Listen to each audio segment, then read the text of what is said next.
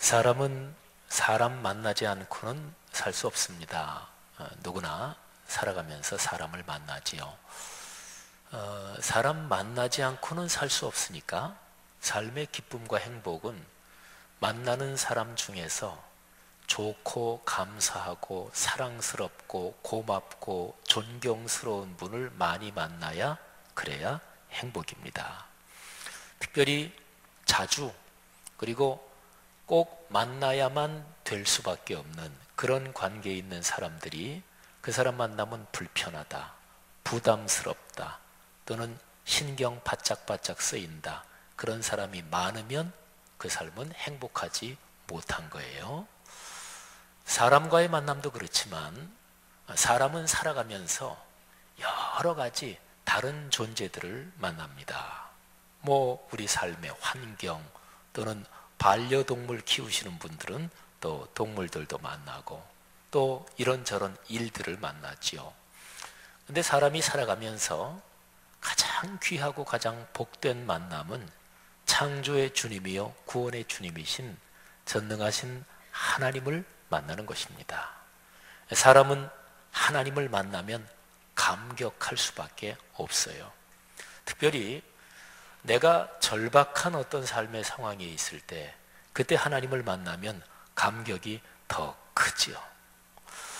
전능하신 하나님께서 오늘 여기 내 삶의 현장에 같이 오셔서 현존하시고 내 손 꼭 붙잡아 주신다. 이런 거는 사람이 경험할 수 있는 모든 것 가운데서 가장 위대한 체험인 거죠. 그럴 때 사람 속에서 나도 모르게 터져 나오는 것, 내 영혼과 마음의 깊은 곳에서 솟구쳐 올라오는 것, 그게 감사와 찬양의 노래입니다.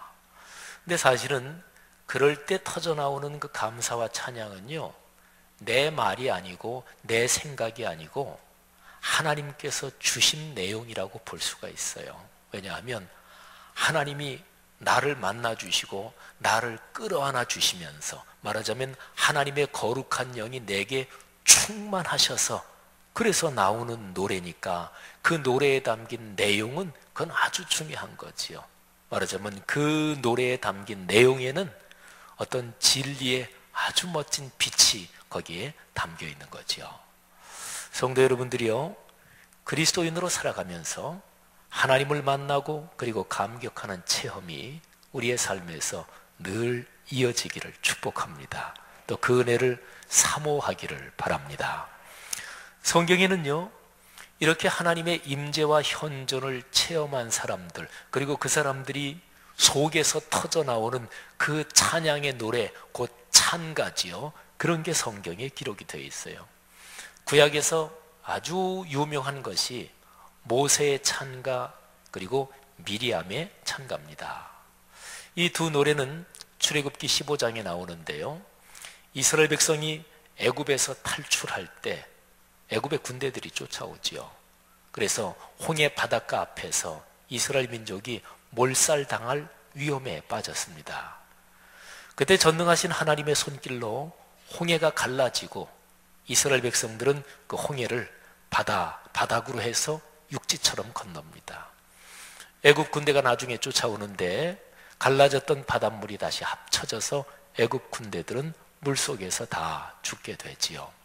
그래서 저 이집트 쪽 땅에서 갈라진 홍해 바다를 건너서 시나이 반도 쪽 육지로 다 올라와서 그 구원을 체험한 감격스러운 새벽에 이스라엘 백성들이 이게 마음이 기쁘지 않을 수가 없었겠죠. 바로 그 감격스러운 순간에 모세가 하나님을 찬양합니다. 그게 이제 출애굽기 15장에 기록된 모세의 찬가. 그리고 모세의 누나 미리암, 이 미리암이란 여인이 다른 많은 여인들과 함께 춤추면서 하나님을 찬양해요. 그게 바로 미리암의 찬가입니다. 신약 성경에서도 그 유명한 찬가 두 개를 한번 꼽아보면 사가랴의 찬가 그리고 마리아의 찬가입니다. 아까 모세와 미리암의 찬가가 구원받은 경험하고 연관이 되어 있다 그랬죠. 근데 신약 성경에 사가랴 마리아의 찬가도 위대한 구원의 사건과 연관이 되어 있습니다. 구원이라는 거는요, 내 삶에서 어떤 어려운 상황에 빠졌고 풀지 못할 문제 때문에 힘겨워하는데 그게 풀렸다, 어려운 상황에서 빠져나올 수 있었다, 또는 누구의 도움을 받았다, 이런 것도 구원이라고 표현할 수 있지요. 그렇게 보면 우리의 삶에는 수많은 구원의 체험들이 있는 거예요. 그런데 그 수많은 구원의 체험들 중에서 신앙적으로 보면 구원 체험의 원형이 있어요. 구원 체험의 모체가 있습니다.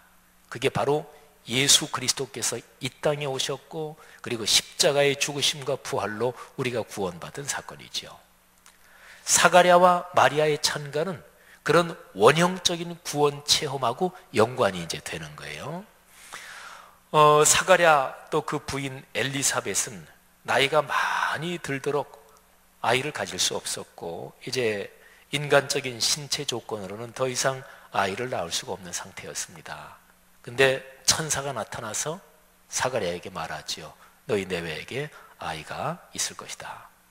근데 그 아이가 구약 성경에 오래도록 예언되어 오던 그 메시아가 오실 길을 준비하는 그 영광스러운 역할을 맡는다, 이렇게 얘기를 하는 거예요. 사가랴가 그 아이가 태어나고 난 다음에 감격에 겨워서 하나님께 이렇게 찬송합니다. 누가복음 1장 76절 77절인데 잘 한번 귀 기울여 보세요. 자기 아이가 태어났지요. 아이야, 내가 지극히 높으신 이의 선지자라 일컬음을 받고 주 앞에 가서 그 길을 준비하여 주의 백성에게 그 죄 사함으로 말미암는 구원을 알게 하리니. 아멘. 참 감격 중에 하나님을 찬양한 거잖아요.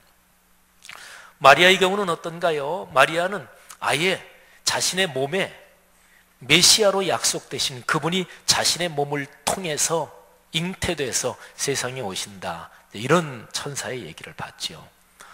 마리아는 천사가 전해준 하나님의 말씀에 순종하면서 누가복음 1장 46절부터 48절에서 이렇게 하나님을 찬양합니다. 내 영혼이 주를 찬양하며 내 마음이 하나님 내 구주를 기뻐하였음은 그가 여종의 비천함을 돌보셨음이라. 아멘. 여러분, 구약에 나오는 두 개의 찬가 제가 잠깐 설명해 드렸고, 신약에 나오는 사가랴 마리아의 찬가를 설명해 드렸는데, 하나님을 찬양하는 모든 노래는 어떻게 보면 근본적으로 구원의 체험 또는 구원의 감격에서 터져 나오는 것이라고 할 수가 있습니다. 그리스도인은 누굽니까? 그리스도인은 가장 편하게 얘기하면, 단순하게 얘기하면 하나님과 동행하는 사람이에요. 근데 하나님은 우리와 언제나 같이 계세요. 떠나지 않으십니다. 근데 우리가 느끼기에 늘 같이 계신 하나님을 우리는 늘 느끼지는 못해요. 우리가 감각이 둔해져서 그런 거지요. 그런데 어떤 삶의 정황에서 하나님이 나와 같이 계시는구나, 진짜 하나님이 지금 내게 역사하시는구나, 이거를 아주 깊게 특별하게 체험하는 때가 있습니다. 성도들이요, 여러분의 삶은 어떠십니까? 하나님이 여러분과 같이 계시고 여러분이 당하는 어려운 일이나 힘겨운 문제에서 여러분의 상황을 이끌어 주시고 구출해 주시고, 또 이미 예수 그리스도의 십자가에서 여러분을 구원해서 하나님의 자녀로 만들어 주신 이 근원적인 구원의 체험이 여러분의 삶에서 기쁨의 노래로 얼마나 자주 터져 나오십니까? 살아오시면서 하나님이 나와 같이 계시기에 너무너무 감사하다, 그래서 내 입에서 나도 모르게 하나님 감사합니다, 진짜로 감사합니다, 주님을 찬양합니다, 이런 감격스러운 노래를 마지막으로 불러본 게 언제이십니까? 신앙생활을 오래 하다 보면 보통 일반적으로 얘기하는 슬럼프, 그런 게 신앙생활에도 있는 것 같아요. 그래서 신앙의 연조는 오래됐는데, 신앙적인 지식도 꽤 많고 성경 지식도 많이 하는데, 그런데 삶에 순수한 감격과 감사가 나도 모르게 언제부터인가 메말라버리고 식어버린 그런 그리스도인이 적지 않은 것 같습니다. 사랑하는 성도 여러분들이요, 하나님의 임재와 현존의 체험 때문에 내 속에서 나도 모르게 터져나오고 솟구쳐 나오는 찬양의 노래, 찬송을 부를 수 있는 그 축복이 늘 이어지기를 주의 이름으로 축원합니다. 예수님의 탄생 이야기에서 마리아는요, 여러 다른 사람들과 더불어 중심에 있고 마리아는 특별히 중요하게 성경에서 언급돼요. 마리아는 복받은 여인입니다. 아까 제가 잠깐 읽어드렸는데요, 누가복음 1장 48절 후반절 뒷부분에 보면 이런 표현이 있어요. 이제 후로는 만세에 나를 복이 있다 일컬으리로다. 아멘. 그러니까 마리아가 성령으로 강하게 감동이 돼서 마리아가 하나님을 찬양하는 그 노래 가운데 나오는 거예요. 이제 후로는 만세의 모든 사람이 나를 복 있는 사람이라고 그렇게 부를 것이다. 여러분, 성경에 기록이 돼 있으니까 성경 말씀을 묵상하는 가장 기본적인 원칙, 기본적인 원리는 성경에 명백하게 기록되어 있는 것은 그렇다고 인정하고 받아들이고 믿는 거예요. 마리아는 복받은 여인입니다. 예수님이 재림하실 때까지, 아니 만세 대대로 마리아는 복 있는 사람이다, 그렇게 평가를 받는다고 했으니까요. 그런데 교회 역사를 보면 마리아는 자주 정당하게 평가를 받지 못했어요. 두 가지 면에서 그래요. 하나는 과대평가, 하나는 과소평가. 천주교는 마리아를 마치 신적인 위치까지 높여서 숭배하는 그런 과실을 범하고 있고, 말하자면 과대평가의 실수를 범하는 거지요. 또 우리 기독교는 천주교를 그런 거를 의식하다 보니까 마리아를 과소평가하는 경향이 종종 있는 것 같아요. 그런데 성경 말씀에서 얘기하는 마리아 그 자체를 우리가 깊이 묵상할 필요가 있어요. 자, 한번 묵상을 해보지요. 마리아가 왜 복받은 여인일까요? 1장 48절 그 뒷부분을 보면 거기에 성경에 기록된 거니까 마리아는 분명히 복받은 여인이에요. 근데 이유가 무엇일까요? 마리아 그 여인이 복받은 여인인 것은 그 사람 자신이 대단해서가 아닙니다. 이 사실을 먼저 정확하게 해야 돼요. 교회 역사에서 마리아가 복받은 여인이다, 그 근거가 되는 성경 구절이 누가복음 1장 48절 뒷부분인데요. 근데 48절 앞부분에 보면 마리아가 자신을 이렇게 고백합니다. 나는 비천한 여종입니다. 이 종과 같은 저의 비천함을 하나님께서 돌보시고 긍휼을 베풀어 주셨다, 이렇게 고백을 해요. 사람은 살면서 예의상으로, 인간관계 예의상으로 자기를 낮추는 예의상 겸양도 필요하고 또 있기도 해요. 사람이 책을 쓰면 자기가 책을 쓴 그 서문에다가 자기가 쓴 글을 좀 낮춰가지고 졸문이라고 표현하는 경우도 있어요. 말하자면 내가 쓴 글이 변변치 않은 글이고, 그리고 사실은 뭐 별로 탁월한 문장들이 아니다, 이런 거지요. 근데 글쓴이가 서문에 그렇게 쓸 때 진짜로 속으로도 내가 내는 이 책에 실린 글들이 변변치 않은 글들이고 그렇다, 진짜 그렇게 생각하고 있는 것일까요? 그건 아니겠죠. 그러면 책 왜 내요? 내지 말지, 그잖아요. 그러니까 그거는 인간관계 예의상 겸양이라고 볼 수가 있어요. 사람 사회는 그런 것도 필요해요. 의존도 필요하고. 그러나 여기 마리아가 1장 48절 앞부분에서 저는 비천한 여종입니다, 이렇게 고백한 것은 예의상 겸양이 아닙니다. 마리아 자신이 하나님 앞에 이렇게 서보니까, 하나님 앞에 있는 자신을 보니까 거룩하신 하나님, 전능하신 하나님, 그리고 절대자인 하나님 앞에서 자신은 아주 비천한 종과 같은 존재다, 글자 그대로의 고백이에요. 자, 그러면 마리아가 복받은 여인이다, 그 근거는 어디에 있을까요? 두 가지입니다. 첫째는 하나님의 은혜, 두 번째는 하나님의 말씀이에요. 자, 보세요. 천사 가브리엘이 마리아에게 나타나잖아요. 근데 가브리엘이 마리아에게 나타나서 인사를 하면서 그 인사 가운데 이런 인사가 있어요. 누가복음 1장 28절인데 마리아여, 너는 하나님의 은혜를 입은 사람이다. 마리아가 천사의 방문을 받고 깜짝 놀라서 또 두렵기도 하고, 그러니까 천사 가브리엘이 한 번 더 얘기하면서 그 사실을 또 한 번 강조해요. 하나님의 은혜가 내게 있다. 너는 하나님의 은혜를 받은 사람이다. 여러분, 이 사실이 중요합니다. 마리아가 왜 복받은 여인이에요? 마리아가 받은 복이 어디에서 시작되고 어디에서 비롯되고 어디에 뿌리를 두고 있는 것인가요? 자신이 잘나서요? 자신이 대단해서요? 아닙니다. 하나님이 은혜를 주셨기 때문에 그런 거예요. 마리아 자신으로는 비천한 여종에 불과해요. 그런데 하나님께서 은혜를 주시고 하나님이 선물을 주신 거지요. 이게 성경적이고 기독교적인 복입니다. 모든 복의 근원은 하나님이고요. 어디에 큰 강이 흐를 때 그 강줄기를 따라 올라가면 강줄기가 제일 처음 시작된 시원지가, 강의 근원지가 있을 거 아니겠어요? 모든 세상에 있는 복의 시원지는 바로 하나님이십니다. 자, 이게 마리아가 받은 복의 첫 번째 아주 중요한 거예요. 하나님의 은혜. 그러면 두 번째로 하나님이 은혜를 주셨다, 하나님의 은혜를 받았다. 그러면 사람에게 어떤 식으로든지 변화가 있어야 될 거 아니겠어요? 그죠? 하나님의 은혜를 받았는데, 아니 어떤 다른 권력자가 그 사람을 봐준다, 또는 어떤 대통령이 그 사람을 진짜로 철저하게 보호해준다, 이것도 아니고 그것만 돼도 사람이 얼마나 변하는지 몰라요. 사람이 어떤 직책에 올라가기 전까지는 사람이 참 좋았는데 딱 그 자리에 앉기만 하면 사람이 돌변하는 경우도 있어요. 이 세상에서도 그런데 하나님이 그 사람에게 은혜를 주셨다. 그런데 하나님의 은혜를 받고도 안 변한다? 그건 은혜 안 받은 거죠. 그죠? 그냥 종교 형식상으로, 그냥 신앙생활 형식상으로 은혜 받았네 말하는 거지 진짜 하나님의 은혜를 체험하지 않은 거예요. 어떻게 하나님의 은혜를 받고도 안 변할 수가 있어요? 하나님의 은혜가 오면 사람은 변합니다. 점차적으로 변하기도 하고 기질상 어떤 사람은 빨리 변하기도 해요.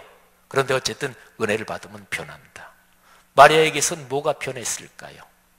하나님의 기록된 말씀, 그 말씀에 마리아는 자기의 삶을 던졌습니다. 이게 중요합니다. 천사가 마리아를 방문하는, 내게 아이가 있을 것이다, 말하자면 내가 수태할 것이다, 이거를 미리 고지하는 수태고지에 대한 기독교 역사에 수많은 그림들이 있는데, 그 수많은 그림들에는 언제나 마리아가 성경책을 보고 있는, 그러니까 성경책이 그림에 등장해요. 기독교 역사에서 화가들이 성경에 나오는 어떤 장면을 그릴 때 자기 멋대로 그리는 게 아니에요. 성경에 나오는 장면을 그리니까 당연히 성경 말씀을 그 화가들이 깊은 신심을 가지고 깊이 묵상하는 거예요. 근데 수태고지의 장면에 성경책을 등장시키는 것은 아주 정확하게 성경을 묵상한 거예요. 보세요. 마리아는 늘 말씀을 묵상하면서 지식으로만 얻는 성경 지식이 아니라 그 말씀을 깨달은 데다가 자기의 삶을 던져 순종하는 여인이었을 것입니다. 왜냐하면 천사가 내게 아이가 있을 것이다. 이건 사실은 엄청난 일이고 자기의 삶의 오점이 될 수도 있고 파혼이 될 수도 있고 가장 심한 경우에는 돌에 맞아 죽을 수도 있는 것인데 아직까지 결혼해서 남편과 살지 전에 아이를 갖는다니까. 근데 마리아는 천사가 전해주는 그 얘기에 마지막으로 이렇게 순종합니다. 누가복음 1장 38절인데요. 마리아가 이르되 주의 여종이오니 말씀대로 내게 이루어지이다. 아멘. 마리아는 말씀에 자기의 삶을 던지는 여인이었습니다. 마리아가 자기의 친척 할머니 엘리사벳을 방문해요. 마리아는 저 북쪽 나사렛에 살고 있었고 엘리사벳은 저 베들레헴 산골 동네에 살고 있었으니까 꽤 먼 거리예요. 두 여인이 만났습니다. 그런데 하나님의 성령이 이 할머니 엘리사벳이란 여인에게 강하게 감동을 한 상태에서 이 엘리사벳이 메시아를 잉태한 그 젊은 처녀 마리아를 축복합니다. 성령께서 충만하신 상황에서 엘리사벳이란 여인의 입을 통해서 나오는 말이니까 하나님이 축복하시는 말씀이나 똑같아요. 이렇게 축복해요. 주께서 하신 말씀이 반드시 이루어지리라. 이렇게 믿은 그 여자에게 복이 있도다. 그러니까 마리아는 어떤 여인이에요? 말씀을 묵상하고 묵상한 말씀에 자기의 삶을 던지는 여인이었습니다. 자, 마리아가 복 있는 여인, 이게 바로 이 두 가지예요. 하나님의 은혜를 받았기 때문에 복이 있는 거예요. 그 결과로서 하나님의 말씀에 겸허하게 순종해서 그렇게 삶을 던지니까 복이 있는 거예요. 우리 굉장히 많이 들은 표현 중에 아베 마리아 이런 표현이 있죠. 뭐 슈베르트의 아베 마리아, 또 구노의 아베 마리아, 또 한참 옛날 노래지만 줄리 로저스가 불러서 아주 유명해진 웨딩이라는 노래에도 아베 마리아 뭐 이런 표현이 후렴구처럼 나옵니다. 마리아는 그 여인 이름이고요. 아베는 라틴 말로 인사하는 말이에요. 그러니까 당신에게 축복이 있기를 바랍니다. 또 안녕하십니까? 건강하십시오. 그러니까 아베 마리아, 그거는 말하자면 복 받으신 마리아여, 이 정도 표현이 되고, 또는 마리아의 그 신앙과 마리아가 받은 복을 칭송하는 그런 노래들을 아베 마리아 이렇게 가리키기도 하지요. 사랑하신 여러분, 성경적으로 마리아가 받은 그 축복은 우리 그리스도인이 사모하라고 거기에 기록이 된 거예요. 하나님의 은혜가 우리 모두에게 있기를 바랍니다. 하나님의 은혜 받은 결과로서 우리의 삶이 변화되는 그 은총을 사모하기를 바랍니다.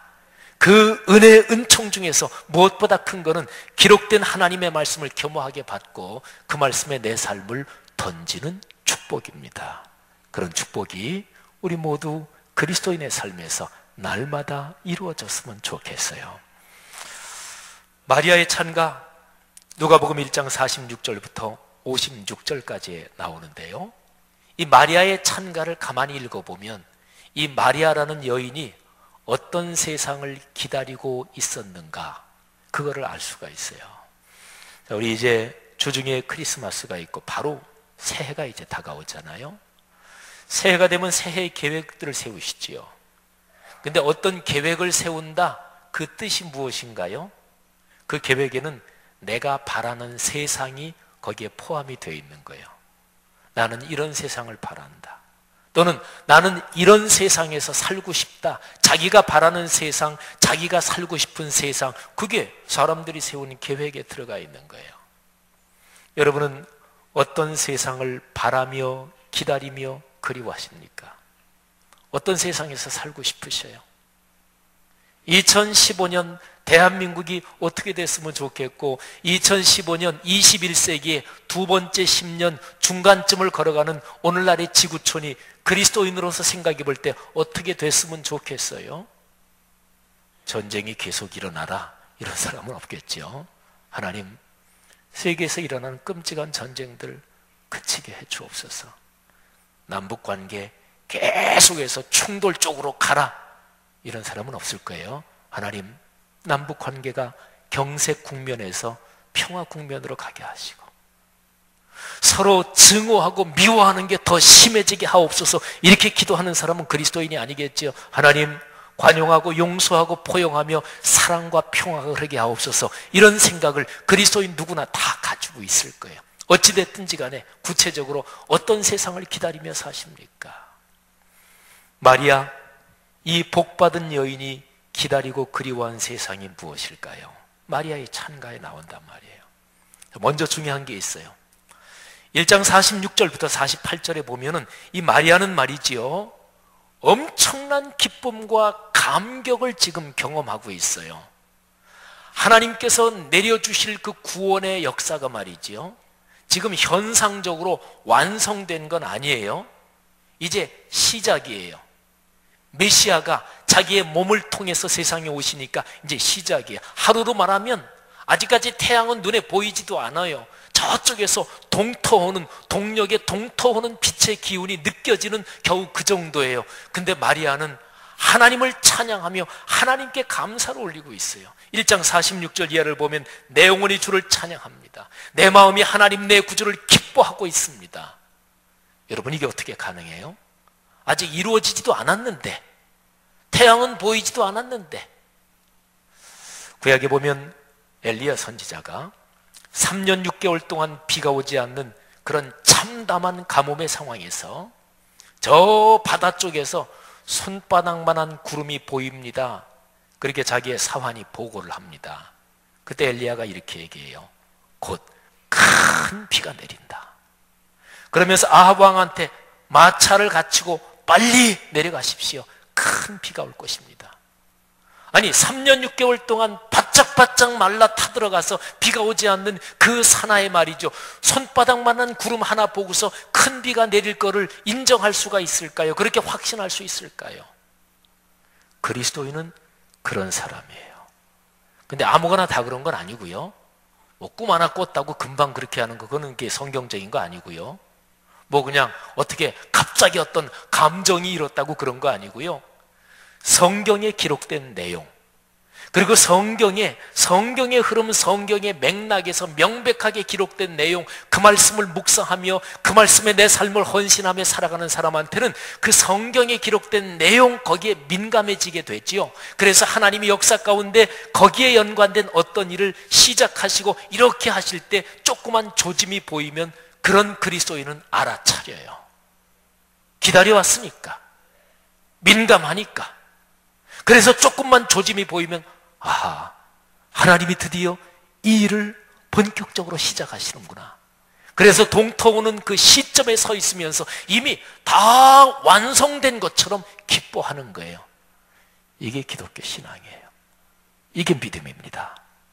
성도 여러분들이요, 그런 믿음을 간구하시기를 바랍니다. 마리아가 기다린 세상, 첫 번째는요 49절 50절에 나와요. 자, 성경 구절 한번 다 같이 보실까요? 49절 50절 같이 한번 소리내서 읽겠습니다. 능하신 이가 큰 일을 내게 행하셨으니 그 이름이 거룩하시며 긍휼하심이 두려워하는 자에게 대대로 이르는도다. 아멘. 자, 여기 보면 마리아는 하나님을 이렇게 표현합니다. 능하시니, 전능하신 분, 그리고 거룩하신 분. 전능하신 하나님, 그리고 거룩하신 하나님, 좋으신 하나님. 그런데 그 하나님이 어떤 사람에게는요 대대로, 예수님 재림하실 때까지 가문 대대로, 아니 영원토록 어떤 사람에게 은혜를 베푸시고 삶의 어려움은 불쌍히 여기시고 그 사람을 돌봐주시고 이끌어주시고 사랑해 주신대요. 누구한테? 두려워하는 사람한테. 근데 여기 두려워한다는 얘기는 공포에 떤다 이 얘기가 아니고요, 이거는 하나님을 경외한다는 얘기예요. 여기에 쓰인 헬라어 원어는 하나님께 예배한다, 하나님을 경외한다, 이럴 때 성경에 많이 쓰이는 단어예요. 그러니까 하나님을 경외하는 사람. 다른 말로 조금 바꿔볼까요? 예배의 근원이 뭐예요? 하나님을 경외하는 것입니다. 그러니까 마리아의 이 찬가는요 하나님을 경외하고 하나님께 예배하며 사는 그 사람에게 전능하신 하나님, 거룩하신 하나님께서 가문 대대로 영원토록 긍휼과 은혜와 사랑과 복을 베풀어 주신다, 이거예요. 그러니까 마리아가 바라는 세상, 기다린 세상이 뭐예요? 세상 모든 사람들이 하나님을 예배하며 사는 세상. 그게 창조 때 하나님이 만드신 세상이에요. 사람은 하나님의 형상과 모양을 따라 만들어졌잖아요. 사람의 본분은, 마땅한 사람의 본분은 하나님께 예배하는 예배자로 사는 거예요. 예배가 창조주 하나님께 드릴 최고의 순종인 것을 우리가 기억했으면 좋겠습니다. 두 번째로 마리아가 기다린 세상, 공의와 사랑이 충만한 세상을 마리아는 기대하고 기다렸어요.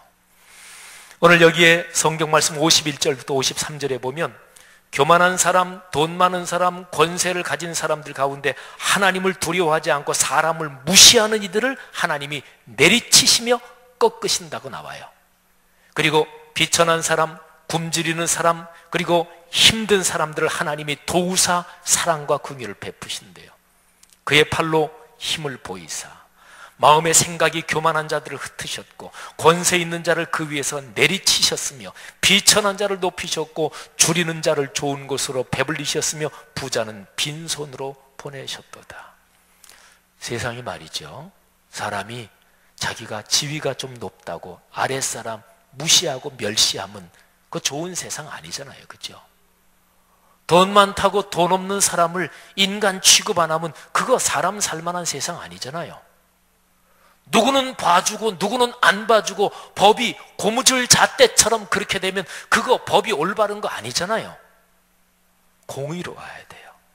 그리고 그 사람이 자기가 잘못해서 그렇게 어렵게 살든 사회가 그렇게 돼서 어렵게 살든 무슨 사고를 만났든지 간에 하여튼 지금 어렵고 지금 힘든 사람은 불쌍히 여기고 도와줘야 돼요. 그래야 같이 더불어 살 거 아니겠어요? 이게 공의와 사랑이 충만한 세상이에요. 마리아는 성령이 충만한 상황에서 그런 세상을 하나님께 감사하고 있는 거예요.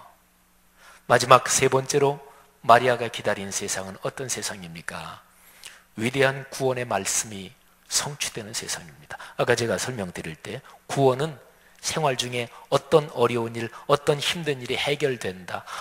우리 애가 취직해야 될 텐데 너무 힘들어요. 취직도 안 되고. 근데 취직이 됐다. 그것도 구원의 경험이에요. 우리 딸이 그냥 나이가 많은데 시집갈 생각도 안 하고, 근데 어느 날 갑자기 어떤 준수한 청년하고 연애해가지고 엄마 나 2달 내에 결혼할 거야. 뭐 그런 것도 구원받은 거지요. 어쨌든 어떤 거든지 간에. 그런데 구원받은 경험 중에서 아까 제가 말씀드리기를 구원의 원형, 구원의 모태 이런 체험이 있다 그랬잖아요. 예수 그리스도의 십자가의 사건을 통해서 하나님을 만나고 지옥의 자녀에서 천국의 자녀로, 그리고 영원히 멸망할 상황에서 하나님의 천국 백성으로 변화되는 사건이에요. 근데 마리아가 기다린 세상은 그 구원이 온 세상으로 이루어지는 세상입니다. 볼까요? 오늘 성경 말씀 54절, 55절 한번 보세요. 다 같이 소리내서 읽겠습니다. 그 종 이스라엘을 도우사 긍휼히 여기시고 기억하시되 우리 조상에게 말씀하신 것과 같이 아브라함과 그 자손에게 영원히 하시리로다 하니라. 아멘. 조상에게 말씀하신 것과 같이 하신다. 근데 아브라함과 그 자손에게 이 표현이 나오지요. 하나님이 구약시대 아브라함을 부르실 때 하나님은 아브라함 불러서 아브라함에서 나올 씨, 그거는 근본적으로 예수 그리스도를 가리키는데, 아브라함을 부르실 때 예수 그리스도가 이 땅에 오시는 것, 그것까지 하나님의 구상에 있었어요. 마태복음 1장 1절에 보면 예수님의 족보가 쭉 나오는데 1장 1절에 족보가 딱 3사람 이름으로 요약이 돼요. 아브라함과 다윗의 자손 예수 그리스도의 계보라. 그러니까 아브라함이 어디로 이어져요? 예수 그리스도. 여러분, 오늘 태어날 메시아를 잉태하는 그 여인이 성령의 감동으로 하나님을 찬양하며 부르는 노래 가운데 그게 정확히 나오잖아요. 우리 조상들에게 하신 말씀, 아브라함에게 주신 그 복, 그게 이제 이루어집니다. 그런 거죠. 하나님이 아브라함에게 주신 복이 구체적으로 어떤 거예요? 창세기 12장 1절부터 3절. 1절은 자기를 비운다, 겸허하게. 2절은 하나님이 복으로 채우신다, 복 자체가 되게 하신다. 자기 비우지 않으면 복이 하나님에게 오는 경우는 없어요. 나를 겸손하게 비우지 않았는데도 복이라고 생긴 것이 온다. 그건 두고 봐야 돼요. 복인지 아닌지. 그리고 중요한 게 3절이에요. 하나님이 주신 복을 온 세계 모든 사람들에게 나누어 주면서 사는 거예요. 3절이 다음과 같습니다. 너를 축복하는 자에게는 내가 복을 내리고 너를 저주하는 자에게는 내가 저주하리니 땅의 모든 족속이 너로 말미암아 복을 얻을 것이라. 아멘. 그러니까요, 아브라함에게 주신 축복은 이 세상에 있는 모든 족속, 모든 민족, 모든 사람이 다 하나님을 알고 하나님을 예배하고 하나님께 복받으며 사는 그런 축복입니다. 성도 여러분, 이번 주간이 크리스마스예요. 그리고 새해로 이어집니다. 아까 말씀드린 것처럼 새해 계획 또 미리 잡으신 분도 계실 텐데, 그 계획에는 내가 바라는 세상이 포함되어 있는 거죠. 어떤 세상을 바라시나요? 새해에는 어떤 세계, 어떻게 살고 싶으세요? 마리아가 기다리고 바랐던 세상하고 한번 연결을 시켜보세요. 무엇보다 첫 번째로 예배가 예배로 되는 세상, 영과 진리로 진실하게 예배 드리는 그런 삶. 두 번째로는 공의와 사랑이 강물처럼 흐르는 세상. 요거는 첫 번째하고 연결이 돼 있어요. 어떤 사람이 예배를 진실하게 드렸다면 예배 끝나고 예배당에 나가서 불의를 행하고 남을 미워하고 험담하고 욕하고 그럴까요? 그 사람은 예배 안 드린 거죠. 그죠? 몸만 앉아 있었을 뿐이지. 영과 진리로 예배가 되는 세상, 그리고 예배 때 받은 은혜를 가지고 예배 끝나고 난 다음에 공의와 사랑을 내 삶에서 실천하며, 그래서 나를 통해서 그게 세상으로 흐르는 그런 삶. 그리고 세 번째로는 예수 그리스도의 십자가의 구원의 말씀이 온 세상 땅끝까지 아름답게 성취되는 세상. 성도 여러분들이요, 아주 중요한 게 하나 있습니다. 내가 어떤 세상을 진짜로 간절히 기다리고 진짜로 간절히 바라고 그리워하면 내가 먼저 그 일을 위해서 헌신해야 돼요. 나는 헌신도 안 하고 누가 다른 사람이 해주면 나중에 그 일이 이루어졌을 때 그 일이 이루어진 것 거기에서 그 사람의 복이 있을까요? 하나님이 상을 주실까요? 그런 사람들이 있지요. 한참 열심히 할 때는 우리 쉬운 말로 말하면 코빼기도 안 보이다가 일이 다 되면 여기 있네 이렇게 공치사하는 사람. 하나님이 그거 모르실까요? 여러분, 우리 그리스도인은 영원한 시간에 이르기까지 내다보는 삶이에요. 내가 진정으로 어떤 세상을 바란다면 다른 사람 다 얘기할 거 없어요. 내 남편, 내 아내도 얘기할 거 없어요. 내 옆에 있는 사람도 얘기할 거 없어요. 내가 그 일에 먼저 참여해야 돼요. 내가 그 일에 먼저 작은 한 걸음을 내디뎌야 돼요. 그러니까요, 첫 번째로는 무엇보다 먼저 내가 참된 예배자가 돼야 됩니다. 그런 예배자가 됩시다. 진실한 마음으로 매주일 예배 드릴 때마다 영과 진리로 예배합시다. 수예배의 자리를 지키며 공예배를 지키며 주일을 성수하며 인생길을 걸으십시다. 두 번째는 예배에서 받은 은혜를 힘입어 공의롭게 살며 사랑을 실천합시다. 사람을 차별하지 말고 소집단 이기주의에 빠지지 맙시다. 나랑 친하다고 해서 어떻게 하고 나랑 멀다 그래서 어떻게 하고 그런 데 빠지지 맙시다. 편견과 고집을 버리고 어떤 사람을 만나든 어떤 상황에 있든 사람을 선의와 호의를 가지고 대하십시다. 그리고 무엇보다 예수 그리스도의 십자가의 복음이 땅끝까지 전해지는 온 세계 선교, 이것이 우리의 삶의 궁극적인 목적이 되도록 합시다. 성도 여러분들이요, 우리가 걸어가는 세상이 이런 세상이 되도록, 그리고 거기에 내가 헌신하는 삶이 되어 하나님의 축복을 받은 사람, 또 그런 가정 가문 되기를 주의 이름으로 축원합니다. 기도하십시다.